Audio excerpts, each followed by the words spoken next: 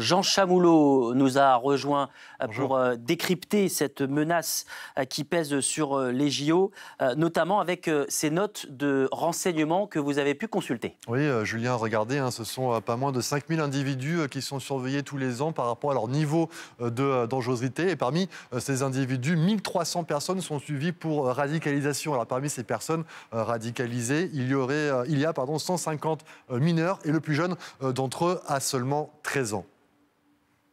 Alors Jean, quelles sont les menaces qui pèsent sur ces Jeux Olympiques? Vous allez voir, elles sont multiples. La première d'entre elles, ce sont les manifestations pro-palestiniennes. 6000 manifestants lors des derniers rassemblements, 2000 rien qu'à Marseille. Et parmi ces rassemblements, 300 à 500 personnes à risque ont été signalées. Autre menace, ce sont la recrudescence des actes antisémites, 231 en 2022, 968 en 2023, mais aussi une recrudescence des actes anti-musulmans, 242 faits recensés sur la même période. C'est plus de 30%. Une autre menace prise très au sérieux, c'est la menace islamiste. 40 mosquées sont surveillées activement et quotidiennement par le renseignement territorial, mais aussi ce qui inquiète les renseignements, ce sont la recrudescence des membres des frères musulmans. 100 000 membres en 2023, 55 000 en 2019, c'est tout simplement 2 fois plus en 5 ans. Autre menace, et pas des moindres, celle de l'ultra-gauche et de l'ultra-droite. 2000 à 3000 militants pour l'ultra-gauche, 1500 à 2000 pour l'ultra-droite. Tous recherchent l'affrontement avec les forces de l'ordre.